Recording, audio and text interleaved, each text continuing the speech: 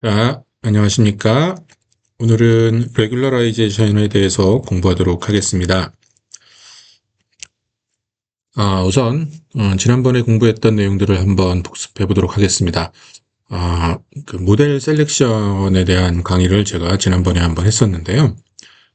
모델 셀렉션이라고 하는 건 결국은 오버피팅을 방지하기 위해서 수행했던 것이죠.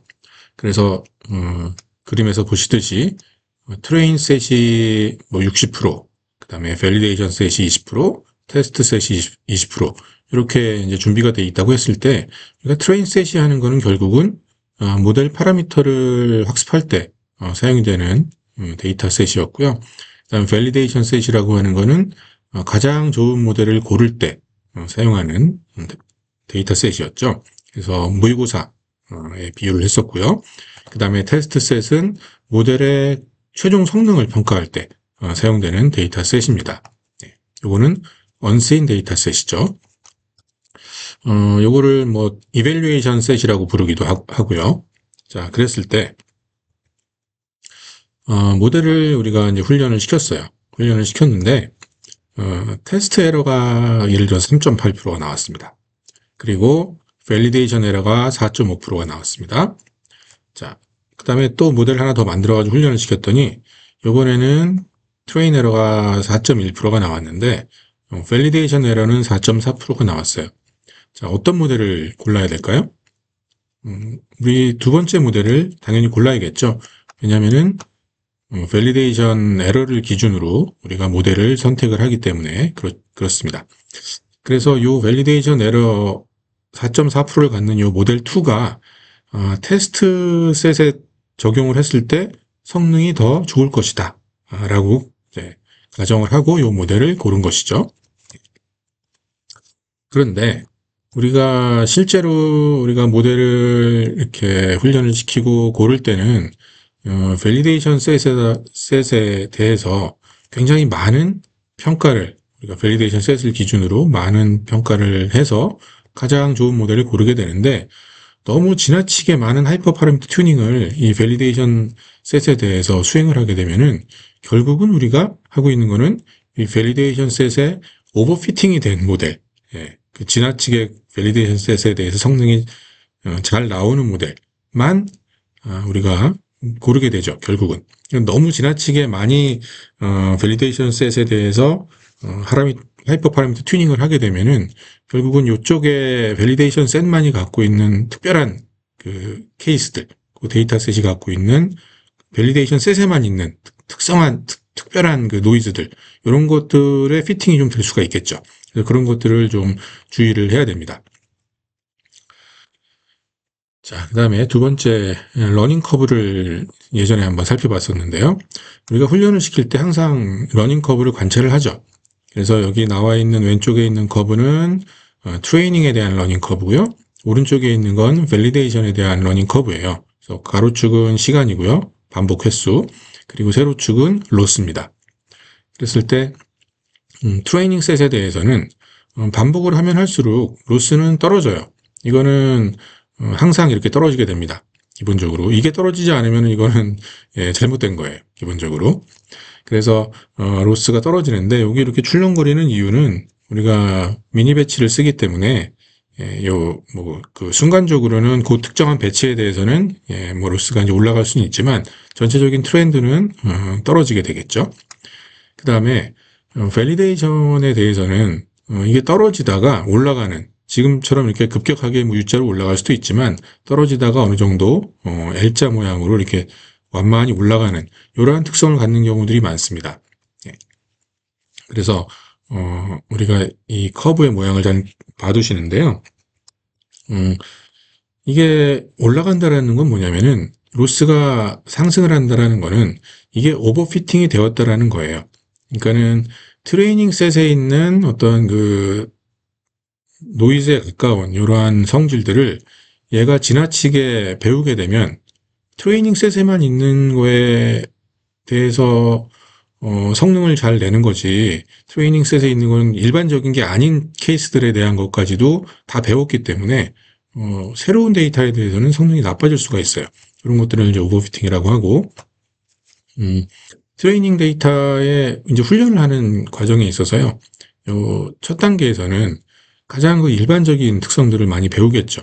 데이터가 갖고 있는 그 기본적인 특성들을 배우고 점점 시간이 지나면 지날수록 그 이 트레이닝 셋에 있는 그 데이터, 그 굉장히 스페셜한 그 세부적인 그 관찰들을 하면서 이제 성능이 올라갈 텐데, 이게 밸리데이션에서는 그 일반적인 특성들을 배우는 시점을 지나서 잡음을 배우는 시점이 도래했다. 이렇게 뭐 이해하셔도 괜찮을 것 같아요. 그래서 오버피팅이라고 하는 거는 어떻게 보면 일반화를 우리가 하는 게 가장 중요한 거죠. AI가 해야 되는 건 뭔가요? 언제 어디서나 통용될 수 있는 일반적인 규칙을 배우는 게 가장 중요한 건데, 그게 아니라 트레인 셋에 있는 내용을 다 외워버리는 이러한 형태로 동작을 하는 겁니다. 오버피팅이 된다라는 거는. 그리고 참고로 여러분들이 이제 훈련을 시키다 보면 많이 경험을 하실 텐데, 트레이닝 에러가 떨어지는 것들은 일반적으로 훈련을 시켜보면 계속 이렇게 나와요.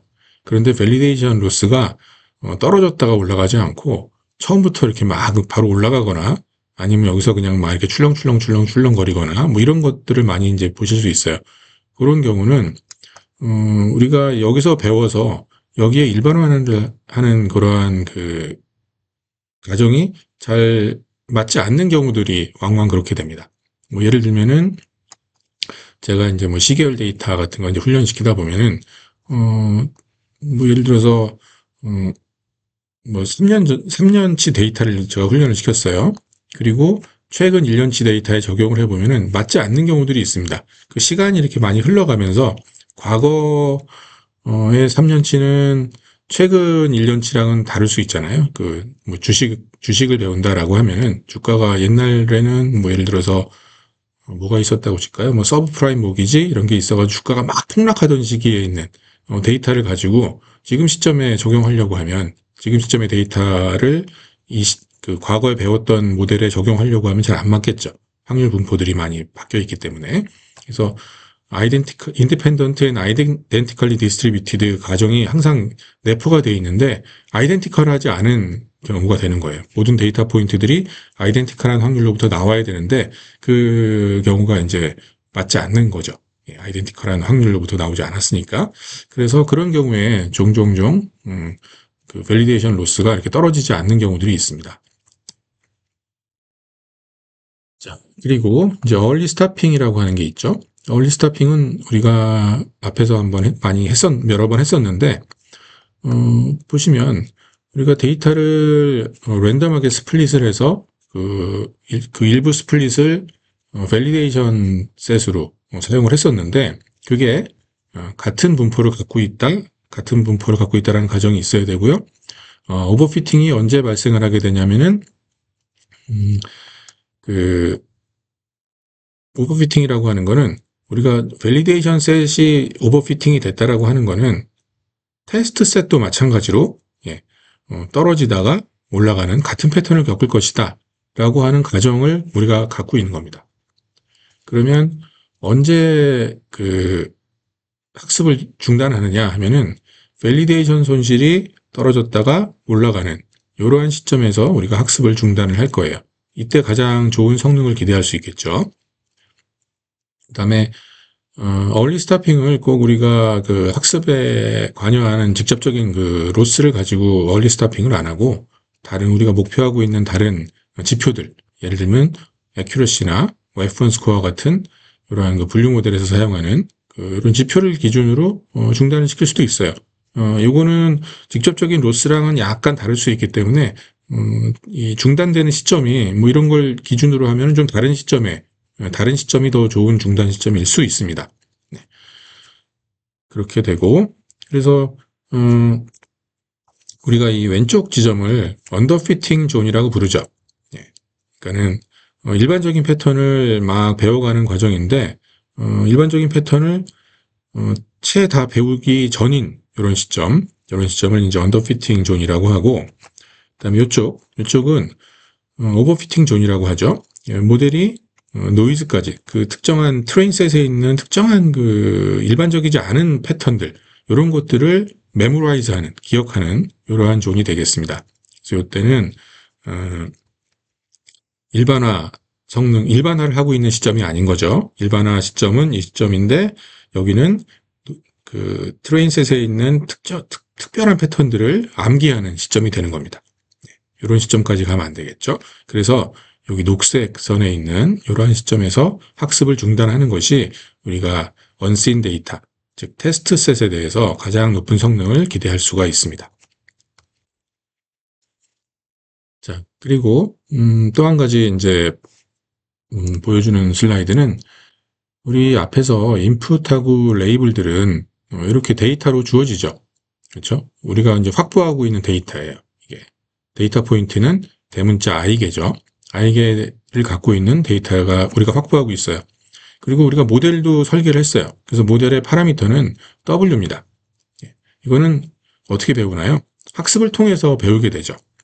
그리고 또 한 가지가 있죠. 하이퍼 파라미터가 있는데 요거는 우리 그 개발자가 여러분들이 직접 직관을 가지고 설정을 해주는 그러한 값이에요. 물론 직관을 가지고 할 수도 있지만 잘 알려져 있는 값의 범위들을 잘 이제 활용을 해서 값을 설정을 하게 됩니다.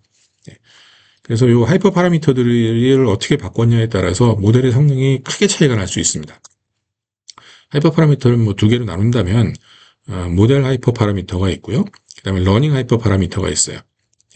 이건 모델의 그 아키텍처를 결정하는 하이퍼 파라미터고요.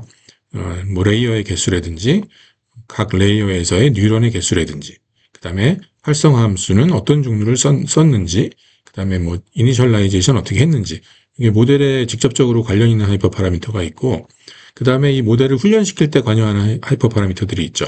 러닝 레이트는 얼마로 설정을 할지 그다음에 러닝 레이트 스케줄러는 어떻게 사용을 할지 웜업을 했다가 코사인 디케이를 하는데 그때 그 관련되어 있는 파라미터 값을 얼마로 할 건지 이런 것들을 결정해 주는 거죠. 그다음에 배치의 크기는 얼마로 해서 훈련을 돌릴 것인지 그다음에 몇 에포까지 돌릴 것인지 그다음에 옵티마이저는 무엇을 쓸 건지 하는 것들 우리가 앞에서 이제 봤던 내용들이죠. 그리고 이제 이번 시간을 통해서 공부할 거는 드랍아웃이라고 하는 거 그다음에 웨이트 디케이라고 하는 거 여기도 하이퍼 파라미터들이 있습니다. 이것들을 어떻게 결정해 줄지 하는 것들 오늘 살펴볼 내용입니다. 이것들을 잘 결정을 해줘야지 좋은 성능을 기대할 수가 있어요. 우리 앞에서 한번 말씀을 드렸지만 머신러닝이라고 하는 거는 이러한 인풋들, 파라미터들, 그다음에 모델들, 그다음에 모델에 관여하고 있는 하이퍼 파라미터들 이런 것들이 조화를 잘 이루어야지 좋은 성능이 나와요. 그래서 이런 것들을 어떻게 결정할지 하는 것들을 오늘 얘기해 보려고 합니다. 자, 우선 뉴럴 네트워크에서 레귤러라이제이션을 한번 살펴보도록 하겠습니다. 자, 레귤러라이제이션이라고 하는 거는 오버피팅을 방지하기 위해서 사용이 되는 방법이에요. 그러니까는 오버피팅하고 직접적으로 관련이 있어요. 레귤러라이제이션은. 그러면 여러분들 상식으로는 모델이 굉장히 복잡하면 그러면 오버피팅이 많이 일어날 수가 있겠죠. 데이터에 잘 피팅이 되니까요. 그래서 지금 여기 보시면 데이터가 이렇게 동그라미하고 X로 주어졌는데 이 빨간색이 모델이에요. 이 모델이 굉장히 그 캐패시티가 크죠. 자유자재로 이렇게 휘어질 수 있는 모델인데 이러한 모델을 레귤러라이제이션을 하면은 이렇게 조금 단순한 적당히 단순한 모델로 이게 바뀌게 됩니다. 그래서 레귤러라이제이션이 하는 거는 이렇게 빨간색으로 막 구불구불한 모델을 조금 이렇게 이차함수 비슷한 이런 모습으로 모델을 좀 단순화하는 이러한 일을 하는 게 바로 레귤러라이제이션이 하는 일입니다. 이거를 이제 오늘 공부하게 될 거고 요거랑 조금 비슷하게 보이는데 좀 다른 내용이 앞에서 바로 직전에 공부했던 노멀라이제이션이라는 게 있습니다. 요거의 목표는 뭐였나요? 훈련을 안정화시키는 거였죠. 그래서 로스의 경치가 이렇게 험준한 경치가 만들어지게 되는데 요거를 이렇게 좀 매끄러운 경치로 바꿔서 최적화하기 편하도록 하는 거죠. 그래서 이거는 이런 경치는 왜 나올까요? 입력 데이터하고 액티베이션에 의해서 결정이 되죠. 이건 로스 함수에서 나오는 거기 때문에요. 예, 로스 펑션의 모습이 이 모습에서 이 모습으로 바뀌는 겁니다.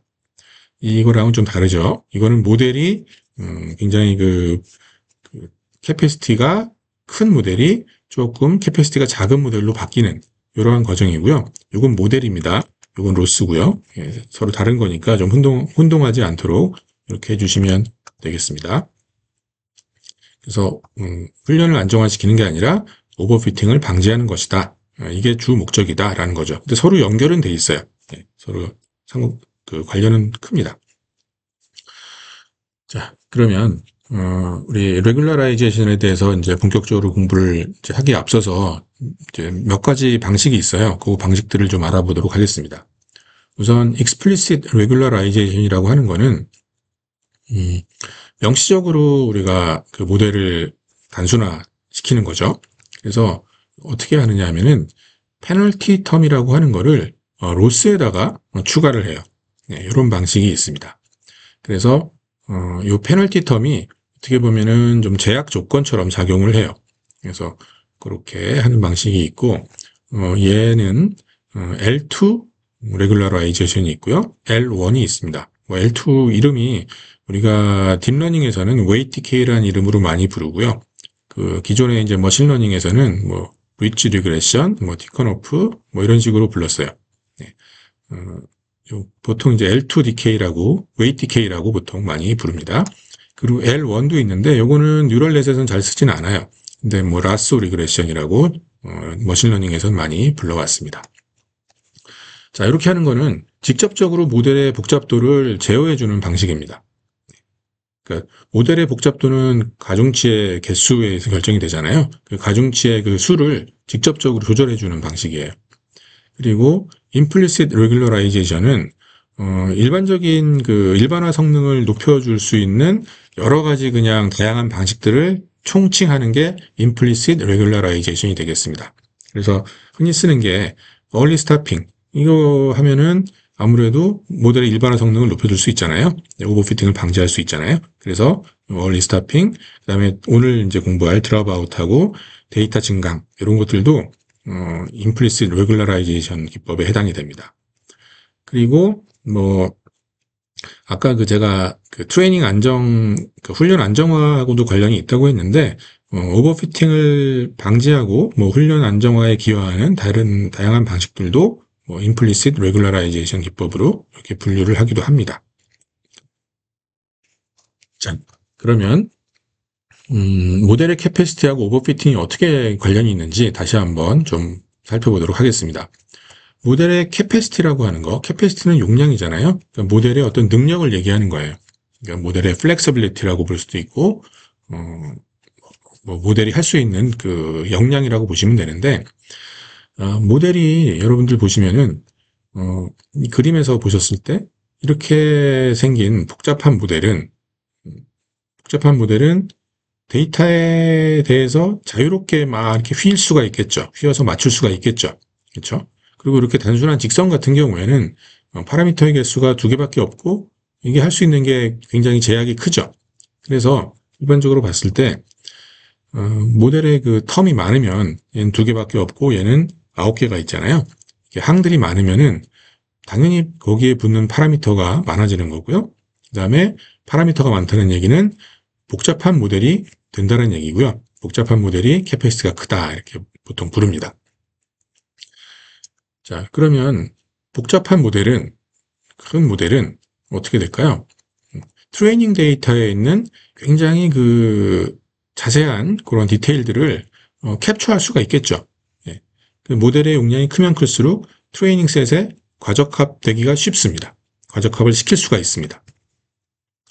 자, 그러면 여기 트레인 데이터가 이렇게 뭐 약간 U자처럼 이렇게 분포가 되어 있는데, 요 트레인 셋을 리그레션 시킬 수 있는 라인을 하나 이제 그리고 싶습니다. 자, 이런 직선. 얘는 직선 가지고는 이 트레인 셋을 잘 설명하기는 어렵겠죠. 네. 파라미터가 2개 있는 거는 할 수 있는 것들이 요 정도 되는 거고, 그 다음에 파라미터가 이제 하나가 더 많아요. 3개가 있어요. 그러면 2차 함수를 표현할 수 있으니까 이 2차 함수를 이렇게 그려서 대충 비슷하게 맞출 수가 있죠. 그리고 이거는 이제 8차 함수죠. 8차 함수는 파라미터가 9개가 이제 필요할 테니까 파라미터 9개를 갖는 모델은 뭐 이런 식으로 조금 더 피팅을 더 잘 정확하게 할 수 있을 겁니다. 자, 이렇게 된 게 이제 복잡한 모델이죠. 자, 그러면 여기서 어떤 모델을 그럼 취하는 게 좋을 것이냐? 이게 좋으냐? 이게 좋으냐? 아니면 이렇게 복잡하게 휠 수 있는 이런 모델이 좋으냐? 어떤 게 더 좋으냐 하는 것들은 어떤 게 더 좋을까요? 이거는 밸리데이션 셋에 대해서 로스를 계산해 보면 나오겠죠. 그렇죠? 근데 이제 이거에 대해서 만들어서 로스 계산해보고 이것도 한번 해보고 이것도 한번 해보면 될 텐데 모델이 이렇게 3개만 있으면 3개를 다 트레인을 시킨 다음에 직접 밸리데이션 로스를 관찰하면 돼요. 근데 이게 이 모델을 엄청나게 많이 만들어야 될 수도 있잖아요. 3개에 대해서는 고를 수 있지만 진짜 어떤 게 더 좋은 모델인지를 찾는 거는 너무나 많은 모델을 만들어서 훈련을 시켜야 되기 때문에 쉽지가 않습니다. 그래서 그렇게 하는 게 어렵죠. 딥러닝에서 한 번 훈련시킬 때만 해도 굉장히 시간이 많이 걸리는 경우가 많은데 진짜 다양한 모델들을 다 훈련을 시켜서 밸리데이션 로스를 관찰하고 그걸 가지고 모델을 고른다라고 하는 거는 쉬운 일이 아니죠. 시간이 너무 많이 걸리죠. 그래서 이 모델을 얘가 자동적으로 좀 찾아주면 좋겠어요. 어떤 모델이 가장 이 데이터에 대해서 잘 맞는 모델인지를 좀 훈련 과정 속에서 찾으면 좋겠는데 그렇게 할 수가 있어요. 어떻게 하면 되냐면 가만히 보시면 지금 여기 왼쪽에 보이는 모델은 분명히 이거죠. 예, 직선이니까. 그 다음에 요거는 요건데 그 2차 함수인데 2차 함수에서 요 2차 텀을 없애버리면 직선이 되잖아요. 그래서 요거를 없애면은 결국은 요랑 똑같아집니다. 그리고 이 복잡한 모델에서는 이 6개 텀을 다 없애버리면 다시 2차 함수가 되죠.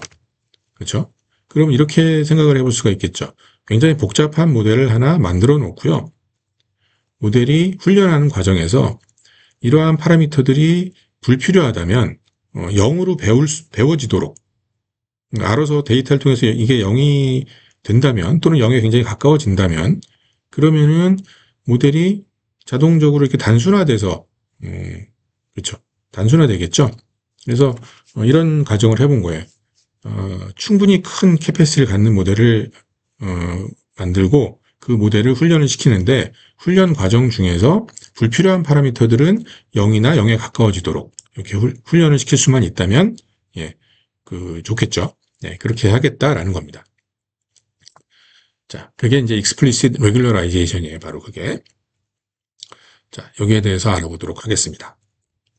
이제 explicit regularization은 사실은 뉴럴넷 이전에 머신러닝 쪽에서 많이 연구가 됐었죠. statistical learning theory에 보면은 이 내용들이 굉장히 자세하게 나옵니다. 제가 학기 초에 블라디미르 웸닉 교수님 말씀을 드렸는데 그분이 굉장히 많이 연구해 놓은 분야예요. 그래서 우선 보시면 스탠다드 로스 펑션은 데이터를 어떤 피팅하는 데 목적이 있죠. 그래서 로스 펑션을 직접 미니마이즈를 했습니다.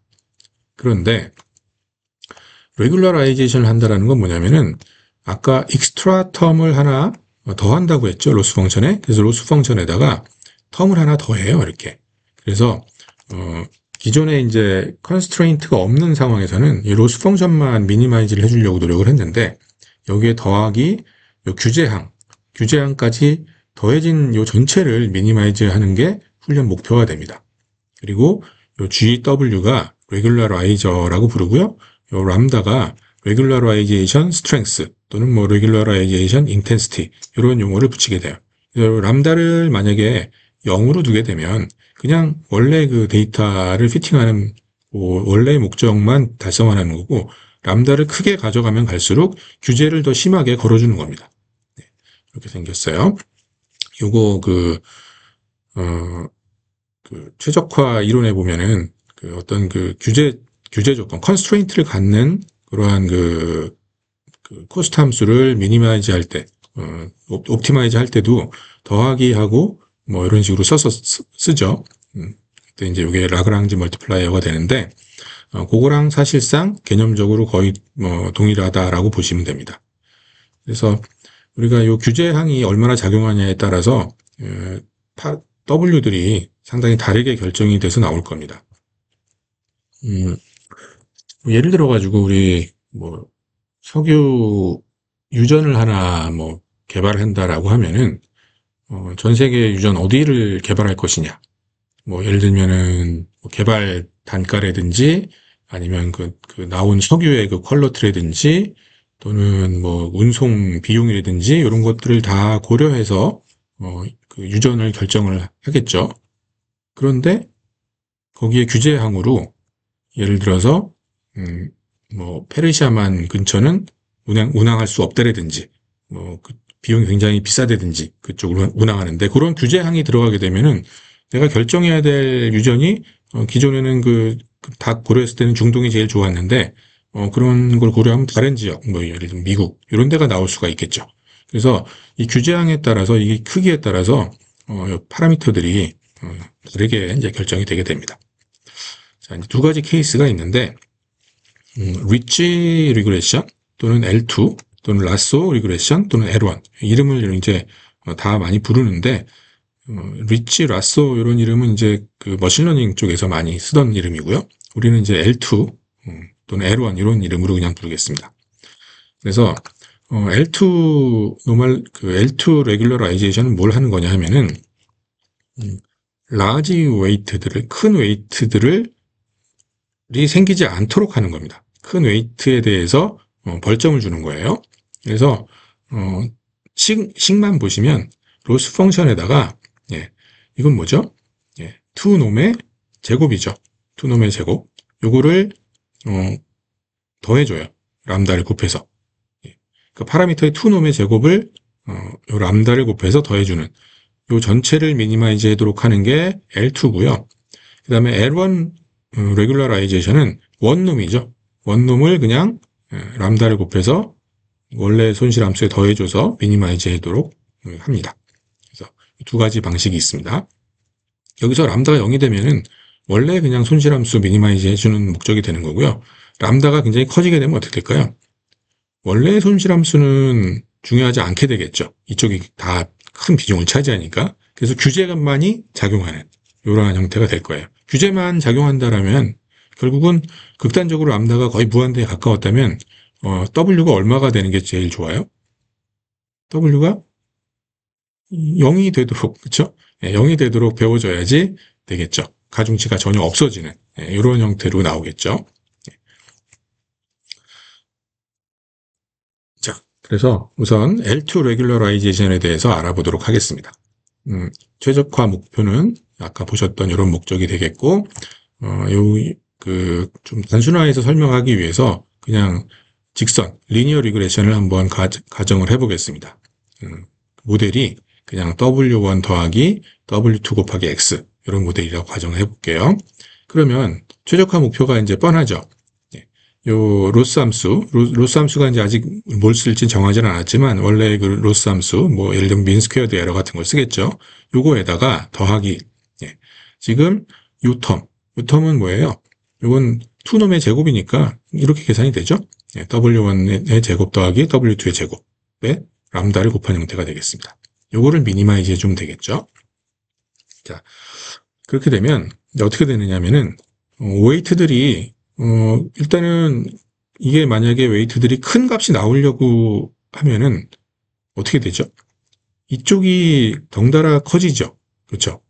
얘네들이 커지잖아요. 그러면 전체 그 목표는 뭐냐면은 이 전체가 최소가 돼야 되는데 W들이 큰 값으로 학습이 되면 얘 전체 로스가 커질 수밖에 없잖아요. 지금 보시면은. 그렇죠? 더해지는 걸로 나왔으니까. 그래서 일단 기본적으로 요거만 보면은 W가 거의 0이 되도록 하는 게, 일단은 좋아 보이죠? 그렇죠? 일단은 좋아 보이는데, 그렇다고 해서 이게, 이쪽을 만족시키진 않을 수 있죠. 그래서 얘가 크면 분명히 안 좋아요. 그렇다고 해서 0이 되는 거는 원래 손실 목적을 달성할 수 없을 수도 있어요. 그래서 두 개 어떻게 보면은 균형점을 찾아가는 이러한 과정이라고 보시면 되겠습니다. 그래서 일단은 웨이트들이 작게 배워지게 될 거고요. 그렇지만 뭐 나중에 따져보겠지만 0이 되지는 않습니다.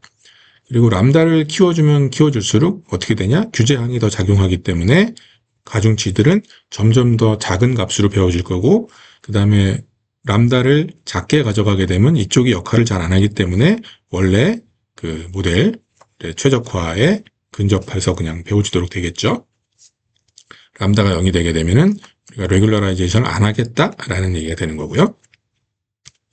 자, 그래서 그림상으로 보게 되면 이쪽이 W1축이고요. W2축이에요. 그래서 원래 그 규제가 없을 때, 이런 규제가 없을 때는 여기 W1이 1을 여기는 W2는 -2 이런 값이 배워졌다면 규제가 있잖아요. 여기 보시는 이런 규제로 인해서 이게 규제항이 그리는 건 이쪽에 대해서 원 방정식처럼 그려지죠. 그래서 원이 이렇게 있으면은 이 원에 가까운 곳으로 이렇게 가서 이쪽이 이 전체를 만족시키는 해처럼 이렇게 나오게 돼요.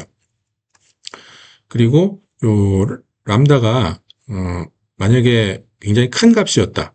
0.1이 아니라 1이었다. 라고 하면 규제가 더 점점 세지죠. 그럼 요 원이 점점 작아지는 거예요. 그래서 그 원점에 굉장히 가까운 작은 값으로 배워지게 됩니다. 그리고 람다가 만약에 0에 가까워졌다. 0.00001이다. 그러면 이 원이 굉장히 커지는 형태로 보시면 돼요. 그래서 규제가 거의 없어지겠죠. 이 원 내부로만 들어가면 되기 때문에. 그래서 람다가 0이 되면은 이 원이 굉장히 커지고 이 원 내에만 존재하면 되기 때문에 여기 어딘가에 찍히게 됩니다. 그 다음에 L1 레귤러라이제이션을 보겠습니다. L1 같은 경우에는 원놈을 더해주는 형태고요. 똑같이 이제 리니어 리그레션 예를 들게 되면은 최적화 목표가 원래 그 손실함수에다가 원놈이니까 W1의 절대값 더하기 W2의 절대값이죠. 이렇게 두 개를 더한 형태가 됩니다. 그럼 이렇게 하게 되면은 이거는 일부 웨이트들이 W1이나 W2 웨이트가 두 개밖에 없지만 둘 중에 하나 또는 둘 중에 하나가 0이 될 수도 있어요. 학습 중에 0이 될 수도 있고, 역시 똑같이 람다가 커지게 되면은 규제가 세지기 때문에 작은 W들이 학습이 돼서 나오게 될 거고, 이 람다가 만약에 그 작은 값을 갖게 되면은 원래 풀 모델에 가까워지게 되겠죠. 그래서 이것도 마찬가지로 여기 규제가 없을 때 배워진 점이라고 가정을 한다면 규제가 이렇게 가해지면 원놈 같은 경우에 이렇게 마름모 그려지는 거 우리 앞에서 공부했었죠. 이 범위 내로 좁혀지게 되는데 여기 어딘가로 이렇게 가게 됩니다. 그런데 만약에 이런 점 같은 경우에는 가까운 점이 여기예요. 여기는 뭐죠? W2가 0인 점이죠. W2가 0이 돼서 나오게 돼요. 그래서 여기 정확하게 0이 되는 이러한 지점들이 나오게 됩니다. 가중치들이 그럼 마치 줄어든 것처럼 되죠. 가중치가 줄어들었다는 거는 연결선이 사실 사라진 형태로 볼 수도 있는 거고요. 뉴럴 넷에서 이렇게 됩니다. 그럼 0으로 이렇게 나오는 지점들을 이렇게 찍어볼 수가 있는데요. 여기서 보시면 이쪽 영역에서는 이 점선 안쪽에 있는 이 영역에서는 전부 다 0으로 귀결되겠죠. W2가 0으로 나오는 지점들이 이 넓은 지역이에요. 그리고 똑같은 방식으로 여기도 그런 영역이 존재할 거고요. 여기도 존재할 거고 여기도 존재하죠. 그러면 이런 영역에서는 다 여기선 W1이 0이 되는 영역이 될 거고, 여기도 마찬가지고요. 이런 삼각형 모양들이 나오게 됩니다. 근데 그림을 좀 크게 그려보면은 삼각형 영역이 0이 안 되는 이러한 사각형 영역보다 훨씬 넓어요. 그래서 0으로 착착착 많이 만들어지게 됩니다. 자, 요거를 이제 보통 설명하는 그림이 이제 검색하시면 많이 나오는데, 이런 그림들을 많이 보시게 될 거예요. 이 그림을 가지고 한번 많이 등장을 하니까 설명을 드리면은, 여기 나와 있는, 요건 이제 페널티가 규제하는 모습이고, 요건 라소 리그레션이고요. 요건 리치 리그레션이에요. 즉, L1, L2. 둘 중에 하나만 일단 볼게요. L2 가지고 보시게 되면은, 규제가 없을 때, 이 모델에서, 배운 옵티멀한 지점입니다. 람다 베타1과 베타2를 이제 배울 텐데, 이게 사실 이런 규제를 갖고 있죠. 그래서 규제가 만약에 크면 클수록 점점점 원점에 가까워진다고 했잖아요. 그래서 이 규제에 제일 가까운 지역으로 이렇게 매칭이 돼요. 이렇게 해서 배우게 됩니다. 이렇게 등고선처럼 그려지는 이유는 얘가 그 리스트 스퀘어 로스, 그러니까 평균 제곱 오차를 가지고 학습을 하게 되면 이게 여러분 등고선처럼 제곱이니까 얘도 역시 원처럼 나오잖아요. 그래서 요게 서로 밑하는 이런 지점, 여기가 바로 베타 1하고 베타 2가 되는 지점이에요. 네, 여기를 결국은 규제항이 작용을 했을 때 가장 좋은 그 파라미터가 되는 겁니다. 이것도 마찬가지고요. 이런 L1 로스를 썼을 때는, 그러니까 L1 레귤러라이제이션 했을 때는 여기랑 만나는 이 지점, 여기는 이제 직접 딱 접할 수가 있겠죠. 얘는 가만히 보면 이런 포인트에 접하기가 어려워요. 네. 그래서 0이 직접 되진 않는다라는 것도 그림상으로 이렇게 보실 수가 있습니다. 그래서 한번 예를 한번 들어보도록 하겠습니다.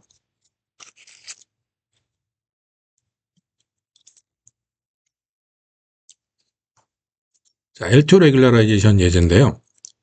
데이터셋이 역시 마찬가지로 중간고사 점수고요. 공부한 시간이에요.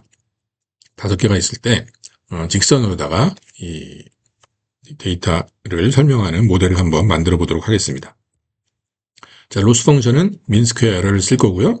그 다음에 L2 레귤러라이제이션을 페널티 텀으로 사용을 한번 해보겠습니다. 그러면 로스 펑션을 이제 만들어 볼게요. 자, 우리 로스 펑션을 이 모델의 예측값하고 실제 값의 차이니까 요거에 제곱들을 해서 데이터 포인트 5개에 대해서 쭉 더해주면 되고요. 그리고 마지막에 요게 필요하죠. L2니까요. W1의 제곱 더하기 W2의 제곱을 람다를 곱하면 돼요. 그렇죠? 여기 아까 그 L2 레귤러라이제이션 텀이죠. 이렇게 해서 이 로스를 전체를 미니마이즈 해야 됩니다. 이걸 포함해서. 그러면 람다가 예를 들어서 1이라고 한번 해볼게요. 1은 사실 굉장히 큰 값이긴 한데 뭐 1이라는 값을 한번 줘보겠습니다. 계산상의 편의를 위해서. 그러면 손실함수를 다 전개해서 전개하면 이렇게 나옵니다. 이렇게 나오고 여기 이렇게 생긴 항이 하나 더 붙죠. 그래서 이걸 이용해서 전개를 하게 되면, 포함해서 전개를 하게 되면은 여기 지금 원래 람다 W1의 제곱이 여기도 한 번 또 있잖아요. 그래서 2W1의 제곱이 되고요. 33이었던 게 여기 하나 더 있으니까 34가 되고 나머지는 같습니다. 요거를 미니마이즈 해줘야 되겠죠. 원래는 위에 거였는데 요 제약 조건이 없다면 그냥 요 1하고 33이었는데 2하고 34가 됐죠. 자, 요거 이제 최소가 되도록 하는 W1, W2 미분해서 찾을 수 있죠. 이거는 계산으로 찾게 되면 뭐가 나오냐면 15.49가 W1이 나오고요. W2는 10.20이 나왔습니다. 이런 식으로 이제 W하고 W2가 나오게 돼요. 이제 여러분들 기억하세요? 이 뒤에 이 손실 텀이 이 페널티 텀이 없을 때 나왔던 그 값은 73하고 1.8이었습니다. 73하고 1.8하고는 영 다른 값이 나오죠. 1이 굉장히 큰 값이어서 그런데 람다를 뭐 0.01 정도로 썼다고 한번 쳐보겠습니다. 그렇게 하고 계산을 하게 되면은 여기가 뭐 1.01이 되고요. 33.01이 되겠죠. 네, 0.01이니까 그렇게 해서 최적화를 해보면은 W1이 70. 얼마가 나오고요. W2는 2.2 얼마가 나옵니다. 네, 뭐 이런 결과가 나오게 돼요. 그러면 W2는 좀 커졌지만 W1이 좀 더 많이 작아졌죠. 그래서 뭐 이런 형태로 나오게 됩니다. 자, 뭐 이런 식으로 이제 동작을 하게 되고 근데 이제 요 웨이트 K, 지금 L2 레귤러라이제이션 지금 보셨던 거를 이제 웨이트 K라고 부르고요. 뉴럴넷에서는 요 웨이트 K가 사용을 하실 때 주의하실 점이 하나 있습니다. 인풋 스케일링이 꼭 필요합니다. 인풋 스케일링을 해야 돼요. 우리 그전 시간에 배웠던 인풋 스케일링. 그러니까 스탠다드 스케일러를 쓰던지 민맥스 스케일러를 쓰던지 해서 제로민 유닛 베리언스를 바꾸던지 아니면 최소값이 0, 최대값이 1, 뭐 이런 식으로 값의 범위를 좁히던지 둘 중에 하나를 꼭 하셔야 되는데 그 이유가 있어요. 왜 그러냐면 페널티라고 하는 거는 그냥 웨이트들을 제곱해서 더했잖아요. 웨이트들을 그냥 동등하게 제곱해서 더했죠. 근데 우리 데이터에서 레인지가요. 뭐 주식 같은 경우에는 뭐 어떤 거는 가격 정보면은 뭐 $10에서 $20 이런 식으로 입력이 들어가는데 거래량 같은 경우에는 100만 주, 1000만 주 이렇게 굉장히 큰 숫자가 그냥 들어가죠.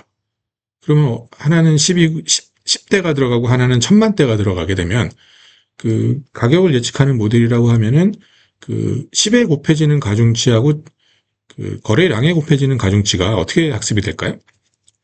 당연히 그 거래량이 뭐 이렇게 굉장히 중요한 요소가 아닐 테니까 거래량에 곱해지는 가중치는 굉장히 낮은 가중치로 학습이 되겠죠. 당연히. 그리고 가격은 거래량에 비해서 훨씬 큰 가중치로 학습이 돼야지 어느 정도 균등하게 출력에 영향을 줄 거 아니에요. 그래서 그 레인지가 굉장히 큰 피처들에 대해서는 즉 거래량 같은 경우에는 가중치들이 작은 가중치들이 학습이 될 겁니다. 근데 웨이트 K라고 하는 거는 모든 가중치들을 균등하게 줄이죠. 그러면 그 작은 가중치나 큰 가중치나 똑같은 규모로 줄어들게 되는 거예요.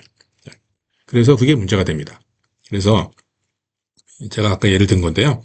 가격이 $10에서 $20고요. 거래량은 뭐 10만 주예요. 자, 그러면 볼륨에 그 곱해지는 가중치들은 굉장히 작게 학습이 됐겠죠? 근데 그러면 이제 작은 가중치가 학습이 됐는데 이거를 동등하게 줄여라라고 하면은 여기 이 가중치는 굉장히 큰 벌을 받는 거예요. 나는 굉장히 작은 값인데 동등하게 줄여라라고 하니까 뭐 예를 들어 가지고 이제 여러 사람들이 있어요. 있는데 세금을 걷는데 그냥 동등하게 다 걷어버리면 없는 사람들은 진짜로 다 내야 되잖아요. 예, 그런 거랑 비슷한 개념이에요.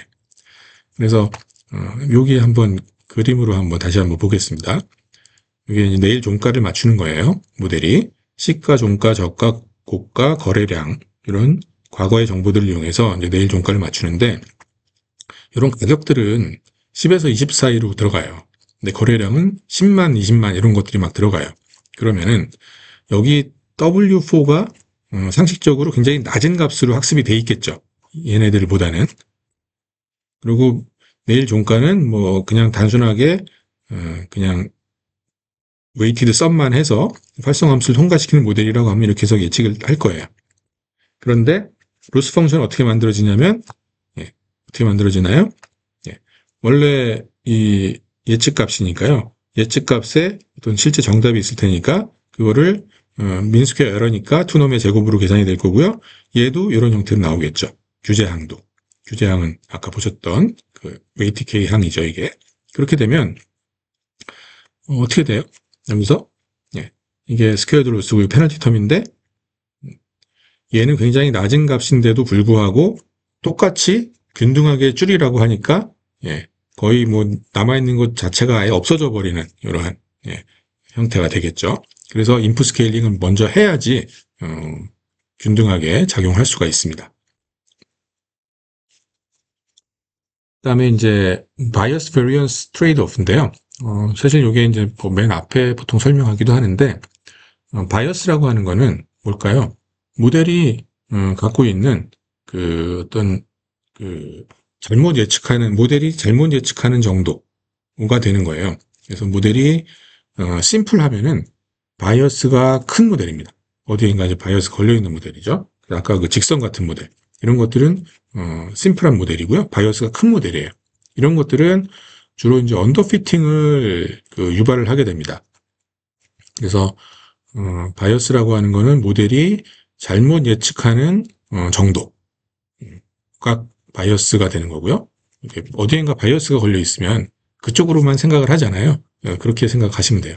언더피팅의 요인이 되는 거고, 베리언스라고 하는 거는 베리언스는 이렇게 막 바꿀 수 있는 거니까 모델이 굉장히 복잡한 모델. 그래서 그 오버피팅을 할 수 있는 이런 여지가 베리언스가 되는 겁니다.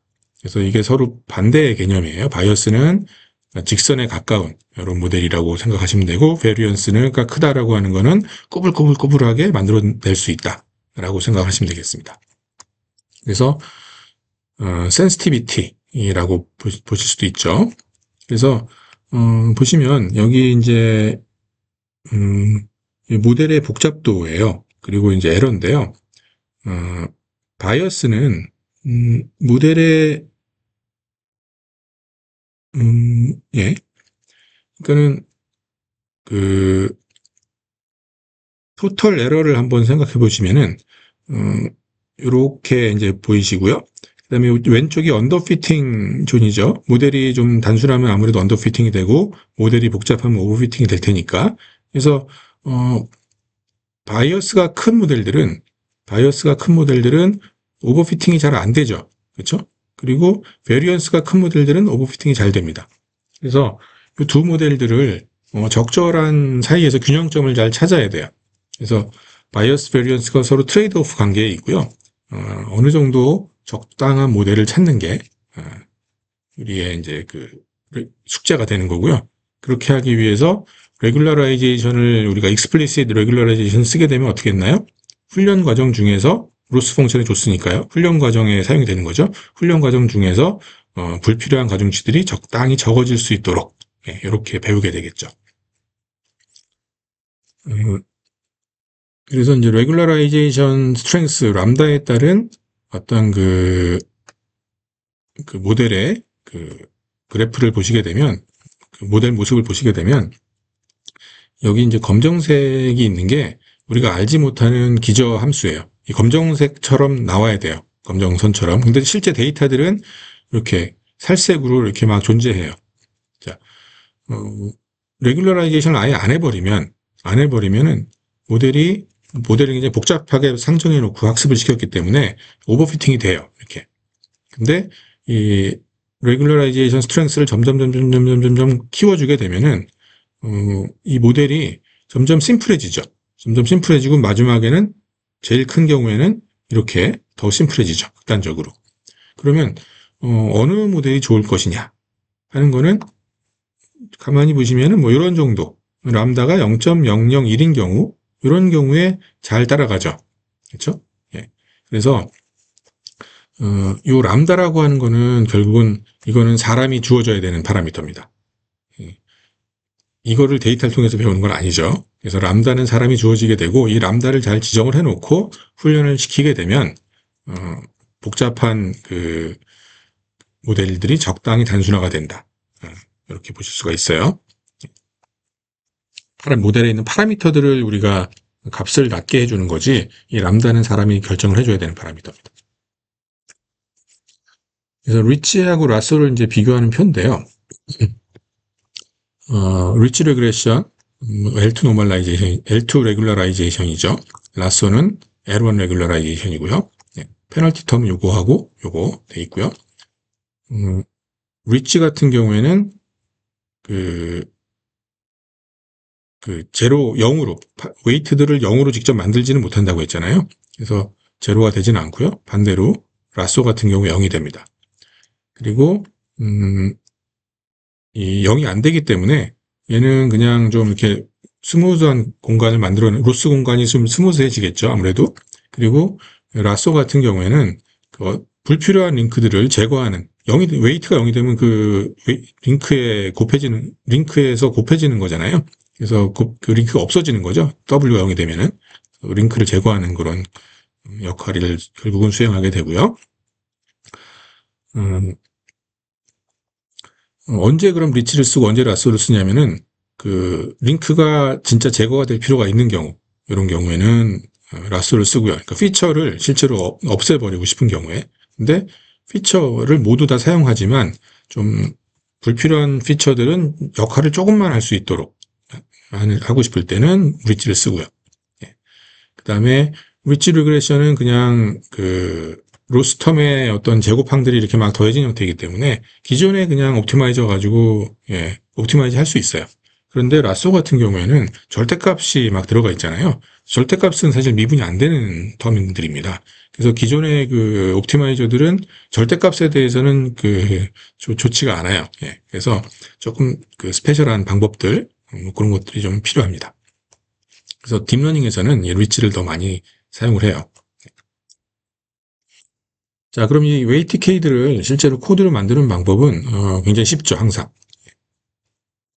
첫 번째 방법은 로스 펑션에다가 우리가 페널티 양을 더했기 때문에 우리가 실제로 로스 함수를 페널티 항을 더한 형태로 디파인을 하고요. 그거를 미니마이즈 해주도록 할 수도 있어요. 당연히 가능하겠죠. 그런 방식이 있고 이런 텀을 로스에 더해주는 방식이 있고요. 나만의 로스를 만들고 이걸 더해주면 돼요. 그리고 다른 방법은 그냥 옵티마이저에 보면은 이걸 사용할 수 있는 기능들을 만들어 놨습니다. 그래서 아담이나 아담 W 같은 경우 아담 W가 웨이트 K랑 궁합이 잘 맞아요. 그래서 아담 W를 이렇게 임포트를 해주신 다음에 여기서 옵티마이저를 이제 생성을 할 때 아담 W 러닝 레이트 보통 주죠. 주고 웨이트 K 하고 0.01을 주게 되면 요 하이퍼 파라미터 람다 아까 보셨던 그 람다를 여기서 지정을 해주는 거예요. 그러면은 웨이트 K까지 적용이 된 그 로스 펑션을 만들고 그거를 미니마이즈 하게 됩니다. 여기 민 스퀘어 에러가 있잖아요. 로스 펑션. 사실은 요거에다가 더하기 아까 투놈의 제곱이 더해진 형태. 근데 람다는 0.01인 형태로 로스 펑션이 만들어지고 그걸 미니마이즈 하게 됩니다. 그다음에 이제 웨이트 K를 레이어마다 그 람다 값을 다르게 적용해서 할 수도 있어요. 그래서 어떤 레이어는 좀 중요한 레이어가 있을 수 있고 어떤 레이어는 조금 덜 중요한 레이어가 있을 수 있잖아요. 중요한 레이어는 페널티를 좀 적게 주고요. 덜 중요한 레이어는 별로 하는 일 없으니까 그냥 그 페널티를 좀 크게 해주는 거예요. 그러면 로스 펑션이 결국은 원래 데이터로 만들어진 로스 펑션에다 더하기 레이어별로 규제항들이 서로 다르게 적용된 형태가 되는 거죠. 그러면 레이어마다 다르게 이제 그 파라미터 람다를 설정을 해줘야 되기 때문에 이번에는 레귤러라이저를 임포트를 해요. L2를 임포트를 한 다음에 여기 레이어를 이렇게 만들잖아요. 레이어를 만들고 커널 레귤러라이저하고 L2 하고 여기 레귤러라이제이션 스트렝스를 레이어마다 따로따로 이렇게 지정해 줄 수도 있습니다.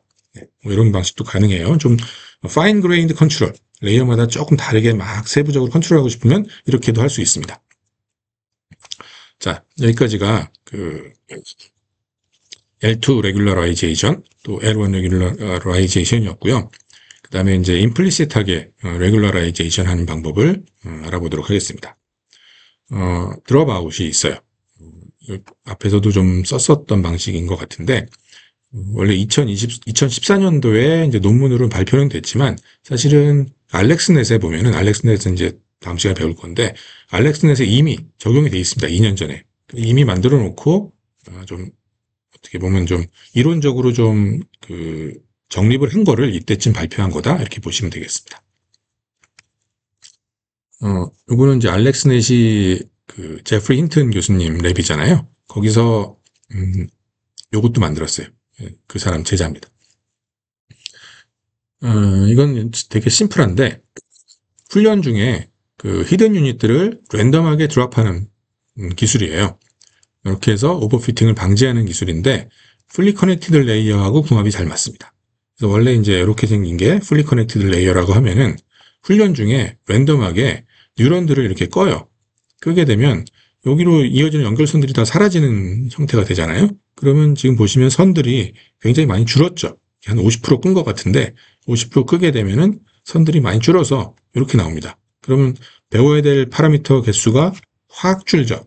네, 확 줄고 이렇게 해서 업데이트를 한번 하고 그 다음 배치에 대해서는 다른 뉴런들이 꺼져야 되겠죠. 똑같은 게 계속 꺼지면 얘는 아예 없어진 거니까 또 랜덤하게 골라서 다른 뉴런들을 좀 끄고 거기에 대한 파라미터 업데이트하고 뭐 이런 식으로 동작을 하는 겁니다. 그럼 이제 한 번에 업데이트되는 파라미터들이 굉장히 줄어들고 오버피팅 방지 효과가 있겠죠.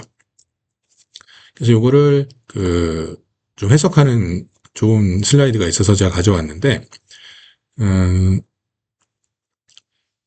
피처 서프레션을 해서 일반화 성능을 높이는 이러한 개념으로 살펴볼 수도 있습니다. 우리가 이제 CNN 같은 경우에 보시게 되면 맨 마지막에 나와 있는 이런 피처를 가지고요. 이게 뭐 펠컨인지 이글인지 캣인지 뭐 등등등등을 구별을 하게 돼요. 이게 결국은 이걸 구분하는 맨 마지막 클래시피케이션하는 단서가 되는 건데 이걸 구분할 때 드롭아웃을 하게 되면 이런 것들이 마치 가려진 것처럼 동작을 하겠죠. 특정한 일부 피처들만 써서 이거를 답을 내라 라는 거를 매번 다른 피처들이 가려지면서 답을 맞추도록 하는 거예요. 그러면 이게 노이즈가 막 낀 상태에서 내가 예측을 해야 되니까 좀 더 일반적인 것들을 배워서 예측 성능을 발휘를 해야 되겠죠. 그래서 노이즈를 인젝션하는 거랑 굉장히 유사한 그런 효과가 나오게 됩니다. 조금 더 모델이 성능이 좀 더 노이즈에 강인한 성능을 낼 수 있도록 배워지게 되는 거예요. 그래서 이렇게 되고요. 그 다음에 이건 학습 중에 이렇게 막 랜덤하게 끄는 거지만 훈련 중에 테스트할 때는 모든 뉴런을 다 켜고 해야 되는 거죠. 네, 드롭아웃은 훈련 중에만 동작을 하게 됩니다. 드롭아웃을 구현하는 코드는 매우 심플해요. 네, 드롭아웃을 하나 임포트 하신 다음에 중간에 내가 드롭아웃을 넣고 싶은 곳에다 넣어주면 돼요. 주로 이제 댄스하고 잘 어울린다고 했으니까 댄스 다음에 보통 이제 넣어주게 되죠. 0.5 이런 식으로 댄스층이 있고 그 다음 층 건너가야 되는데 그 댄스층은 연결선이 워낙 많으니까 그거를 50%를 줄이겠다라는 거예요. 30%를 줄인다는 뜻이고요. 이런 식으로 해서 써주면 됩니다. 심플하고요. 이렇게 간단한 방식인데 레귤러라이제이션 효과가 너무 좋아요. 그래서 정말 많이 사용되는 방식입니다. 그 다음에 이제 데이터 오그멘테이션에 대해서 알아보도록 하겠습니다. 이것도 레귤러라이제이션 효과를 발휘하는 방식이에요. 자, 데이터가 이제 여러 종류가 있을 테니까 우리가 이미지 데이터를 한번 보고 놓고 생각을 해보겠습니다. 원래 이미지가 하나 있는데요. 여기 보시면 원래 이제 캐리 그랜트 이미지가 있는데 이거를 이 데이터만 가지고 모델에 넣어서 훈련을 시키는 게 아니라 이 오리지널 데이터를 여러 가지 방식으로 증강을 시켜요. 많이 만들어요. 뭐 예를 들면 지오메트릭한 트랜스폼은 시프팅, 로테이션, 쉬프트. 이게 사실 쉬프트가 된 건데 사람 눈에는 잘 보이진 않죠. 오른쪽으로 몇 픽셀 쉬프트 된 거예요. 그리고 로테이션, 여기 회전시킨 거죠. 그 다음에 확대 축소하는 거, 그 다음에 좌우 대칭시키는 거, 그 다음에 랜덤하게 이렇게 자르는 크로핑하는 거, 이런 것들이 지오메트릭한 트랜스폼입니다. 그러니까 이런 데이터만 모델에 집어넣는 게 아니라 이렇게 변형을 주어서 모델에 넣게 되죠. 그리고 포토메트릭 트랜스폼도 있어요. 틴트, 색조를 좀 이렇게 바꾼다든지, 컬러 지터를 넣는다든지, 브라이트니스를 밝기를 조절한다든지 해서 새로운 이미지를 또 만들죠. 그래서 그거를 모델에 또 넣을 수도 있고요. 그 다음에 박스 마스킹이라든지 많이 해요. 이런 것들. 블러링을 일부러 시킨다든지 해서 모델에 넣어서 훈련을 시키게 됩니다. 그럼 내가 갖고 있던 데이터가 하나지만 이런 형태로 다양하게 막 증강을 시키게 되면 사실상 거의 무한대에 가까운 데이터가 나올 수 있겠죠. 우리가 데이터가 부족해서 보통 오버피팅이 많이 생기게 되는데 이렇게 데이터를 막 증강을 시켜가지고 넣게 되면은 결국은 오버피팅을 방지하는 효과가 있죠. 여러분들이 차원의 저주라고 하는 거 아시잖아요. 왜 차원의 저주가 걸리나요? 데이터가 적을 때, 피처의 개수에 비해서 데이터가 적을 때 많이 생겼잖아요. 그렇죠? 그랬을 때 데이터를 많이 증강을 시켜주게 되면은 그런 문제를 어느 정도 완화시킬 수가 있습니다. 그래서 이런 데이터 오그멘테이션이 사실 굉장히 중요하고 우리 앞으로 이제 공부할 CNN 이런 데서 앞에 이미지 보셨으니까 CNN 모델들 고전적인 아주 우수한 모델들을 보시게 되면 데이터 증강이 굉장히 중요해요. 엄청나게 많은 데이터 증강을 해서 오그멘테이션을 해서 훈련을 시키게 됩니다. 자, 그럼 이제 데이터 오그멘테이션을 하는 방법은 이제 훈련 때 사용하는 방법은 이제 두 가지가 있어요. 실제로 데이터를 오그멘테이션을 해서 그거를 데이터셋에 추가하는 거예요. 데이터셋을 늘리는 방식이 있고요. 또 한 가지는 그렇게 하려면 시간이 너무 많이 걸리죠. 그래서 실시간으로 하는 방식이 있어요. 그래서 두 번째 방식, 실시간으로 하는 방식을 한번 소개를 해드리도록 하겠습니다. 여기 케라스의 프리프로세싱의 이미지 아래 이미지 데이터 제너레이터라는 게 있습니다. 요거를 임포트를 하시고 지금 CNN이 지금 벌써 나오고 있는데 이건 나중에 다음 시간에 말씀드릴 건데 여기에 보시면 이미지 데이터 제너레이터를 하나 만들죠. 만들 때 로테이션 레인지 주고 뭐 위드 쉬프트 레인지 주고 뭐 줌 레인지 주고 뭐 이런 식으로 뭐 해가지고 내가 필요한 것들을 설정을 해요. 이렇게 설정을 한 다음에 모델을 그냥 만들어 가지고 훈련을 시킵니다. 근데 요때 모델을 훈련시킬 때 그냥 X 트레인, Y 트레인을 넣어주는 게 아니에요. X 트레인, Y 트레인에다가 데이터 gen.flow를 불러서 넣죠. 그러면 얘가 데이터를 이런 거를 이용해서 다 증강을 한 다음에 데이터를 넣어주게 됩니다. 모델 핏이니까 여기 X, Y 원래 집어넣었잖아요. 근데 증강된 데이터가 실시간으로 증강이 돼서 들어가게 돼요. 그렇게 하면은 엄청나게 많은 데이터들이 사실 사용될 수 있겠죠. 네. 그래서 이 방식이 사실상 거의 많이 사용이 되고 거의 대부분 이런 방식을 써요. 예. 데이터를 직접 만들어서 저장해 놓는다는 건 사실 쉬운 일이 아닙니다. 이런 식으로 해서 훈련을 시키게 되면 그 레귤러라이제이션 효과를 얻을 수가 있다. 즉 오버피팅을 방지하는 그 역할을 할 수 있다라는 겁니다. 네. 근데 이제 뭐가 단점일까요?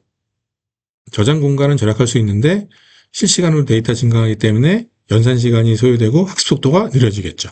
예, 뭐 이거는 피할 수가 없습니다. 자, 그 다음에 이게 훈련할 때도 데이터를 증강해서 훈련을 시키지만 이거를 평가할 때도 여러분들 평가할 때도 마찬가지로 이 데이터 증강을 하게 돼요. 그래서 이거 테스트 타임 오그멘테이션에서 TTA라고 보통 많이 부르고 테스트할 때는 뭐 예를 들어 가지고 리사이즈를 해요. 이미지를 4개 디퍼런트 스케일로. 그래서 원래 사이즈가 예를 들어서 뭐 뭔지 모르겠는데 여기서 봤을 때는 한 요 정도 되는 것 같죠? 128 by 128인데 이거를 64 by 64로 줄이기도 하고요. 오히려 키우기도 하죠. 아, 원래 이미지 사이즈는 다른 사이즈였던 것 같고 하나, 둘, 셋, 4개로 리사이즈를 한 거죠. 원래 이미지 사이즈가 있는데 요거를 이런 식으로 4개로 리사이즈를 하고 그 다음에 리사이즈된 이미지에 대해서 10개의 크로핑을 만들어요. 예, 10개의 크로핑을 만드는데 뭐 여기 하나, 둘, 가운데 자른 거, 아래쪽, 오른쪽 아래쪽 해서 5개. 또 이걸 플립한 다음에 이미지를 호라이즌트 플립을 했죠. 네. 그리고 또 리사이즈 크롭을 해요. 그러니까는 리사이징도 했고 크로핑도 했고 그 호라이즌트 플립도 적용한 거죠. 이런 식으로 하게 되면 여기서 4배 늘었죠. 이 과정에서 10배 늘었죠. 5개씩 곱하기 2가 됐으니까요. 그러면 전체 데이터는 40개가 늘어났죠. 그래서 요 이미지를 넣고 이 사람이 누군지 맞춰라 라고 하는 그 프레딕션을 해야 되는데 모델은 하나밖에 없어요. 모델은 하나인데 프레딕션은 40개를 낼 수가 있겠죠. 데이터를 40배로 늘렸으니까. 그러면 그 40개의 프레딕션을 가지고 뭐 캐리 그랜트, 탐 크루즈 막 이러지 답을 낼 거예요. 그럼 이제 이걸 가지고 내가 종합해서 최종적인 결과를 낼 수가 있겠죠. 예를 들어서 그냥 다수결로 했다라고 하면 가장 많이 나온 레이블을 정답 뭐 이런 식으로 할 수 있는 거예요. 예, 이런 식으로 해서 실제로 테스트할 때도 이런 식으로 하면은 조금이라도 더 성능이 높은 결과를 얻을 수가 있습니다. 거의 항상. 네, 그래서 여러분들 모델을 이렇게 만드실 때요.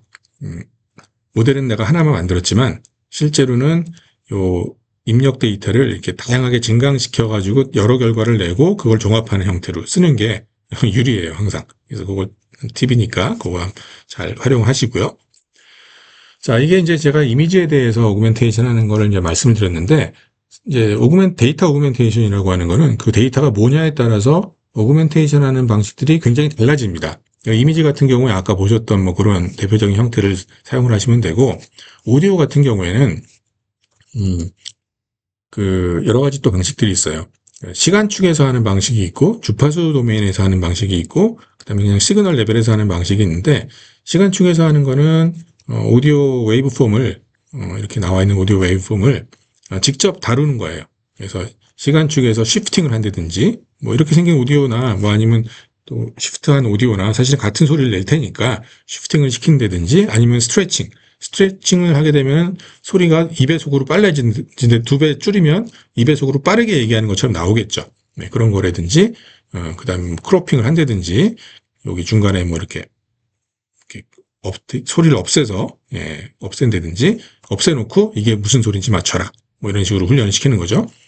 아니면 또 왜곡을 준다든지 뭐 이런 식으로 해서 데이터를 오그멘테이션 하게 됩니다.